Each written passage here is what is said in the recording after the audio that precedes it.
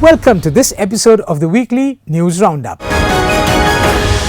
Israel pounded Iran with a series of airstrikes early on Saturday, October 26th, saying it was targeting military sites in retaliation for the barrage of ballistic missiles the Islamic Republic fired upon Israel on October 1st, in which around 200 ballistic missiles were fired at Israel. Iran's second direct attack on Israel in 6 months. Details have emerged suggesting Israel used many Air Force jets for precision air and drone strikes in its unprecedented attack on Iran last weekend to target air defense systems protecting crucial oil and gas facilities as well as military sites linked to Tehran's nuclear program and ballistic missile production. Israel openly attacked Iran for the first time on Saturday in the latest direct confrontation between the regional enemies, bringing the Middle East another step closer to a full-scale conflagration. Fearing all-out war and shocks to the global oil industry, Western leaders had urged Israel's Prime Minister Benjamin Netanyahu not to target oil or nuclear facilities. Iranian officials had repeatedly warned attacks on nuclear or energy infrastructure would cross a red line. Satellite imagery of affected sites in Iran and details suggest the Israeli leader heeded allies' advice. But the locations of the strikes nonetheless signaled that Israel is capable of hitting high-value targets if the escalation continues. The operation, codenamed Days of Repentance, appears to have been aimed at degrading Iran's ability to attack Israel, as well as making the country more vulnerable to future airstrikes. Following the airstrikes, Iran's foreign ministry said it had a right to self-defense and considers itself entitled and obligated to defend against foreign acts of aggression. We bring you this report. Israeli warplanes attacked Iran from Iraqi airspace. Iran's mission to the UN said, blaming the United States for what it called its complicity. The Iranian UN mission said in a post on X, Iraqi airspace is under the occupation, command and control of the US military. Conclusion: the US complicity in this crime is certain. The Israel Defense Forces said it focused on air defense, radar sites and long-range missiles production facilities. Israeli media reported it involved more than 100 jets and drones and was carried out in 2 waves. Citing 3 Israeli and 3 Iranian officials, the New York Times said that in the first phase of the attack, Israeli jets targeted air defense systems in Syria and Iraq, preventing Tehran's allies from intercepting the aircraft en route. In Iran, air defense systems were also attacked with the aim of limiting Iran's ability to fend off future attacks.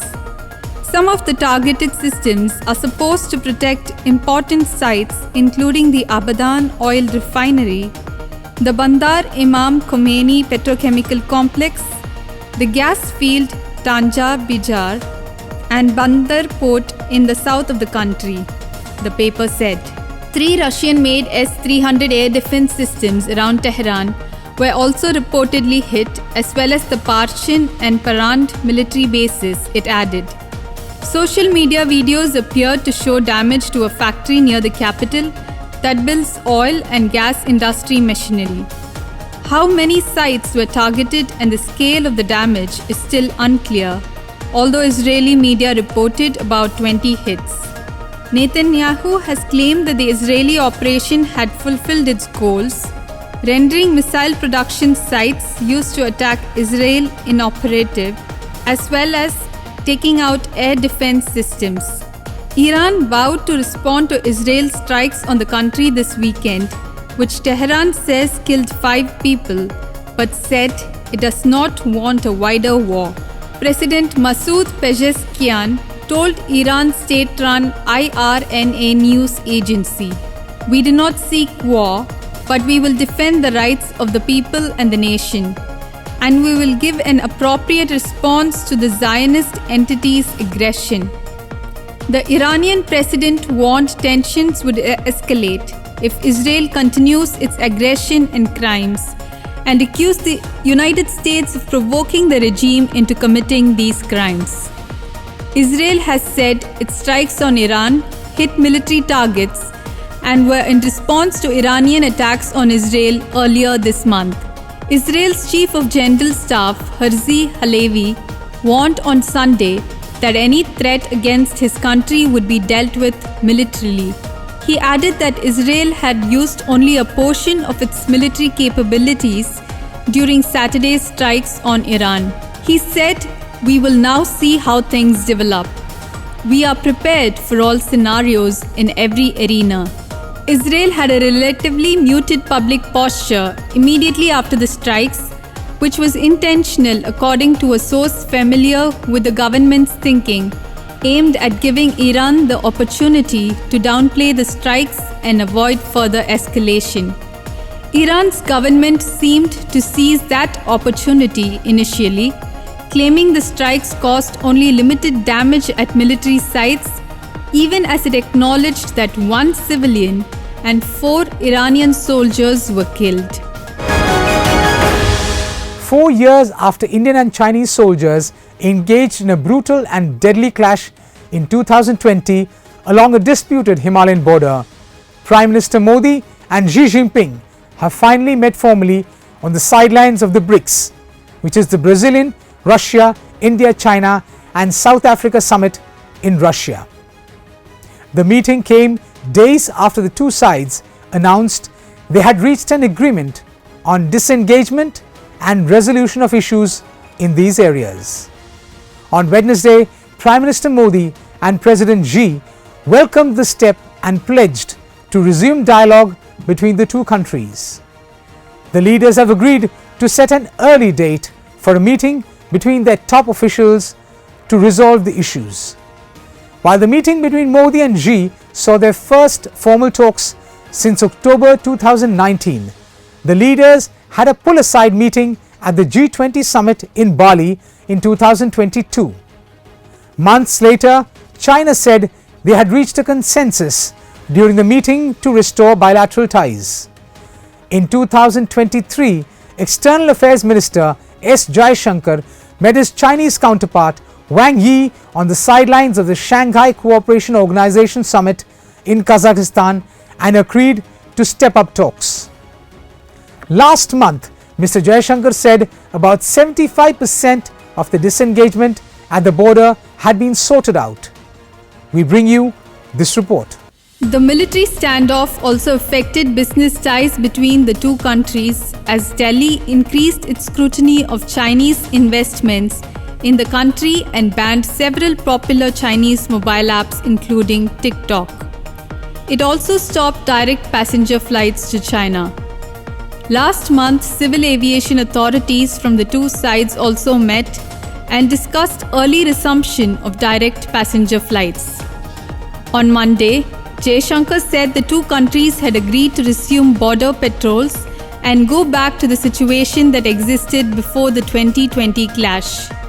With that, we can say the disengagement with China has been completed, Mr. Jaishankar added. Chief of the Indian Army Staff, General Upendra Dwivedi, said the countries were now trying to restore trust. He said, "That will happen once we are able to see each other and we are able to convince and reassure each other that we are not creeping into buffer zones that have been created." The BRICS summit was attended by leaders of 36 countries who discussed ways to reduce Global South's dependence on dollar as currency for trade between countries. The summit was also attended by the UN Secretary General Antonio Guterres.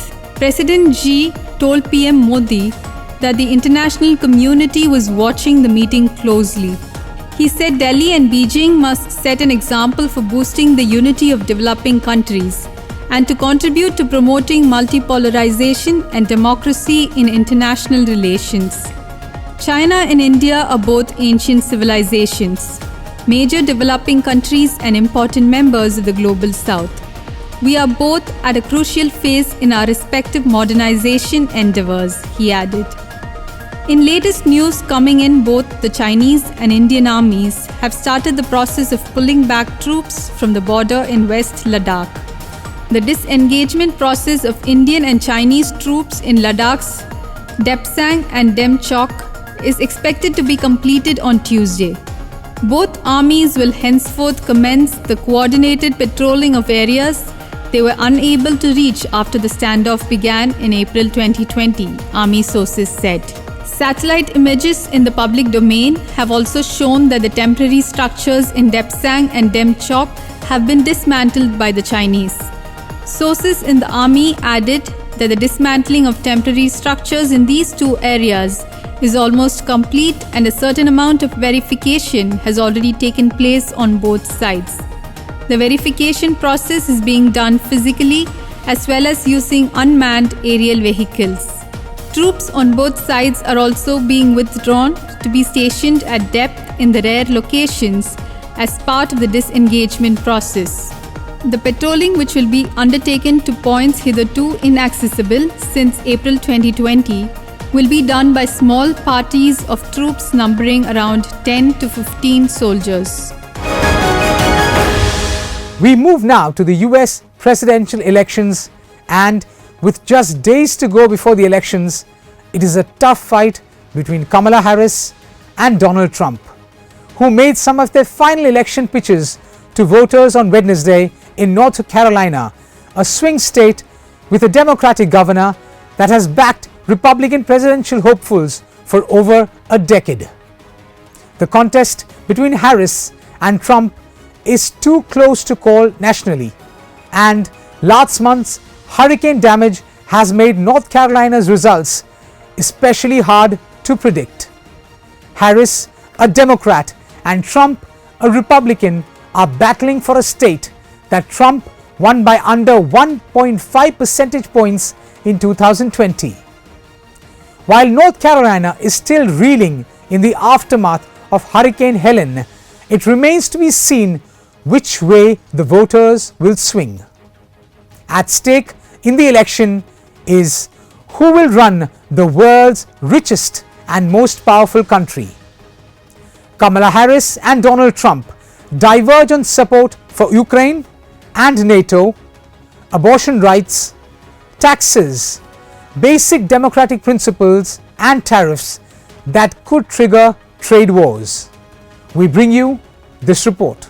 Democrat Kamala Harris warned tens of thousands of people gathered in Washington at her biggest rally that her Republican opponent, Donald Trump, was seeking unchecked power as their tightening race for the presidency entered its final week.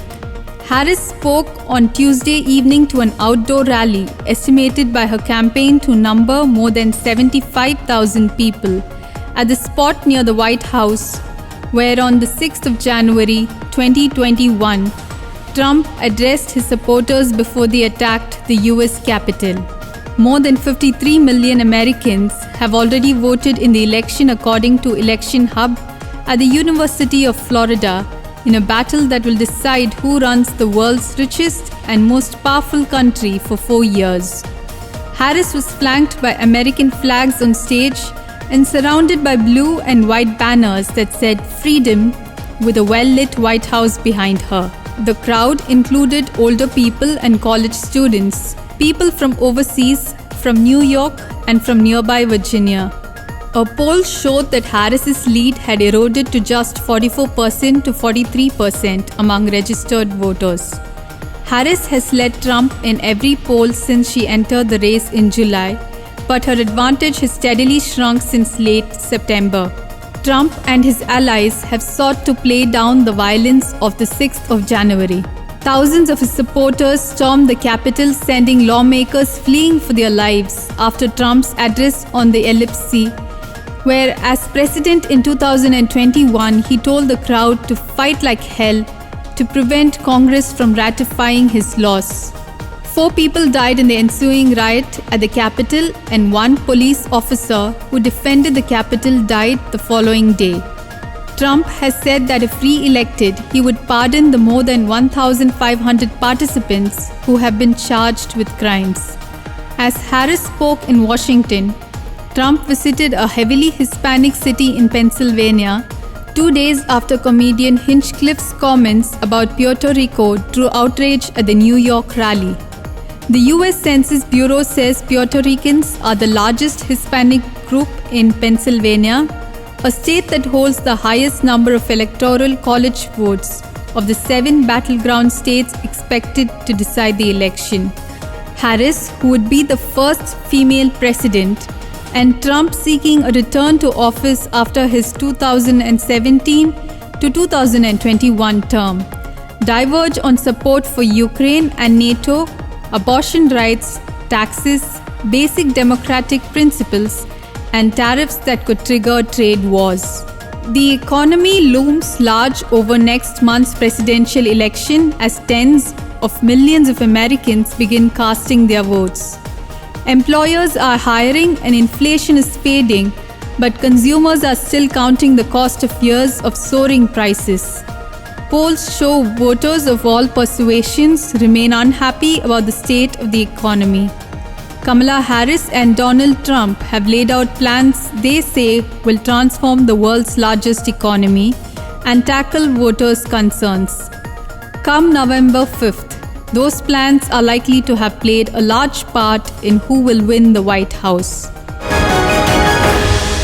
We move now to Gaza, and in latest news coming in, at least 93 Palestinians were killed or are missing and dozens wounded in an Israeli strike on a residential building in the northern Gaza town of Beit Lahia on Tuesday, the Gaza Health Ministry said, and the US called the incident horrifying. Medics said at least 20 children were among the dead.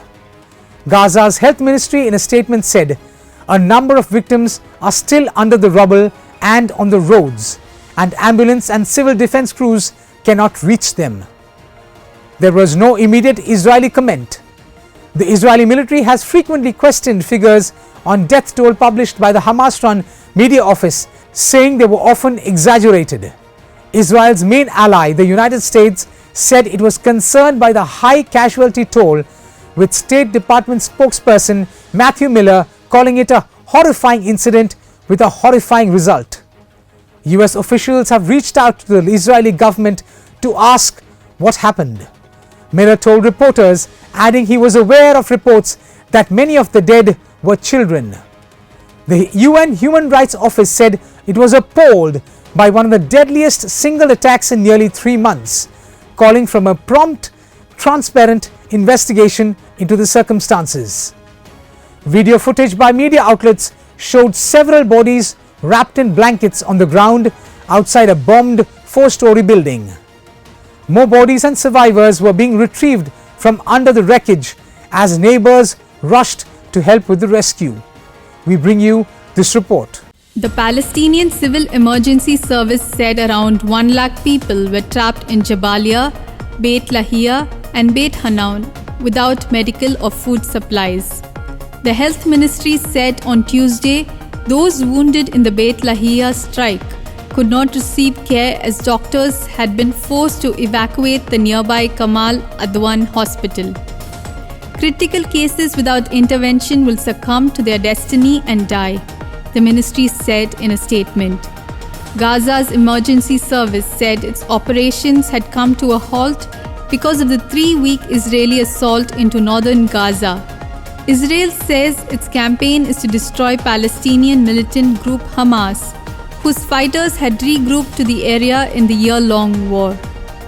Hamas's October 7, 2023 attack on Israel killed 1,200 people and more than 250 hostages were captured and taken into Gaza, according to Israeli tallies. The death toll from Israel's retaliatory air and ground onslaught in Gaza has exceeded 43,000, the Gaza Health Ministry said. Gaza's war has kindled wider conflict in the Middle East, with Israel bombing Lebanon and sending forces into its south to disable Iran-backed Hezbollah, a Hamas ally. Tuesday's strike came a day after Israel's parliament passed a law to ban the UN relief agency UNRWA from operating inside the country, alarming some of Israel's Western allies who fear it will worsen the already dire humanitarian situation in Gaza. Israeli officials cited the involvement of a handful of the United Nations Relief and Work Agency for Palestine refugees, thousands of staffers in the October 7, 2023 attack, and a few staffers' membership in Hamas and other armed groups. UNRWA head Philip Lazzarini described the move as collective punishment. Jabalia, the largest of the Gaza Strip's 8 historic refugee camps, and the nearby towns of Beit Lahia and Beit Hanun have been traumatized by a new Israeli air and ground assault Palestinian medics say has killed around 900 people. The Israeli military has said the operations aim to prevent a revival of the Hamas in the area and that hundreds of militants have been killed and their combat infrastructure dismantled. Local residents rejected Israel's rationale. People who are bombed die before medical teams arrive, and those who make it to the hospitals die too because there is no medication, one resident said. Israel's decision on Monday to ban UNRWA, citing the role of some local staff in the October 7th attack, has raised fears among Israel's Western allies that this will worsen the already dire humanitarian situation in Gaza. The UN World Food Programme called on Tuesday for immediate action to avert famine in the Gaza Strip, warning that the humanitarian crisis there could soon worsen amid what it said were severe restrictions on aid flows.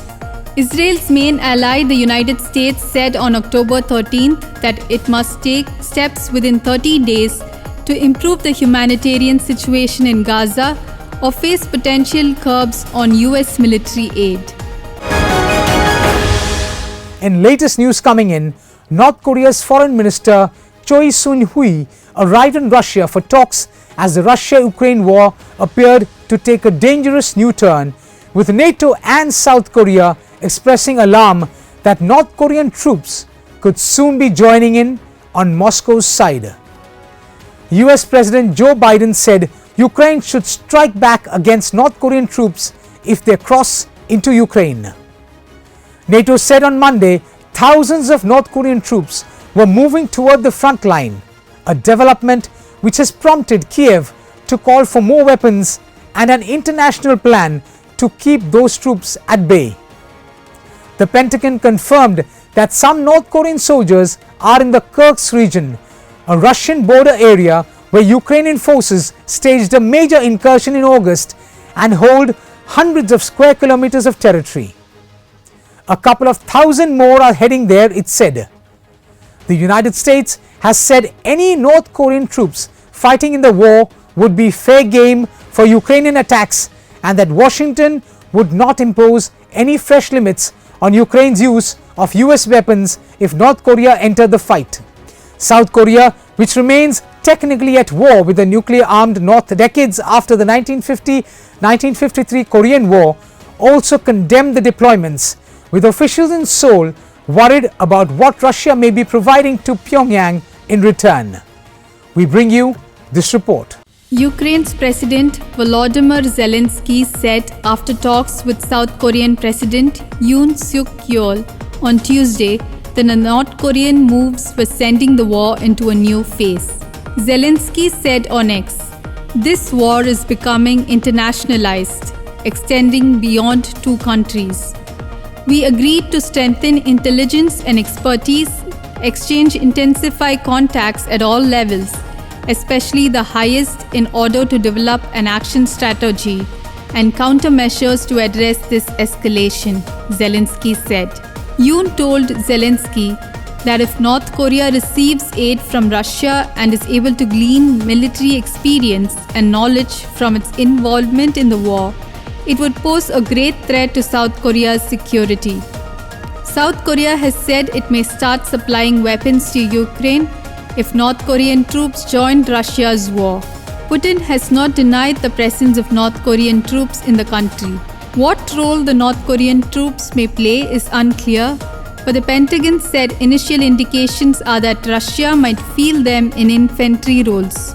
The troops are also likely to play a political role for Russia and North Korea, strengthening their hands in relations with China, which has an uneasy partnership with both countries, and sending a message to Washington and its allies, Western diplomats and analysts said. Moscow needed a partner hostile to the status quo, wary of China but unwilling to antagonize it, and helpful in meeting arms or perhaps labor needs, they said. A few thousand North Korean troops will not change the course of the war, so it may be a Russian attempt to underscore to the United States just how disruptive Moscow can be if it wants, said one diplomat who spoke on condition of anonymity. The Pentagon estimated 10,000 North Korean troops had been deployed to eastern Russia for training, up from an estimate of 3,000 troops last Wednesday. The military in Russia was trying to teach military terminology to the North Korean soldiers, South Korean lawmakers, briefed by the country's spy agencies, said on Tuesday. Moscow was also continuing to provide technical support for North Korea's attempts to field a fleet of spy satellites, the lawmakers said. For months, North Korea has been providing Russia with short-range ballistic missiles, artillery shells, and other weapons, according to intelligence officials in the United States, South Korea, and Ukraine. But what exactly is North Korea getting out of this? Western and South Korean officials have suggested previously that North Korea was being paid through various means, including resources, food, and in some cases hard cash. But Russian and North Korean relations have visibly deepened as the war in Ukraine has raged on. A visit by Kim to Russia's Vostochny spaceport last summer, which set the stage for the supply of North Korean munitions, was met with speculation that Putin was trading away valuable Russian knowledge in the sphere of space technologies, which have vast overlaps with those utilized in a successful nuclear program. South Korea's spy agency said Tuesday that North Korea was preparing to repeat a failed effort to launch a spy satellite with the help of Russia, according to the Yonhap news agency. But the dispatch of troops is a more significant commitment from North Korea than material, and it is driven largely out of desperation on both sides of the relationship, analysts said. Moscow is in dire need of friends, especially those that will chip in to the war effort. North Korea, for its part, needs a partner that will shield it from the United Nations Security Council as it pursues its nuclear ambitions. One defense analyst said, North Korea is trying to get as many benefits as it can from this relationship, and it now has full unwavering support of Russia at the UN Security Council, which is extremely beneficial for North Korea because it knows that it can test missiles, it can provoke South Korea. It can even conduct a nuclear test and get away with it because sanctions are just not going to be issued because of Russia's veto power, he said, which is going to be a great help in North Korea fulfilling its nuclear ambitions. Thanks so much for watching this episode. Until we meet next time, stay blessed.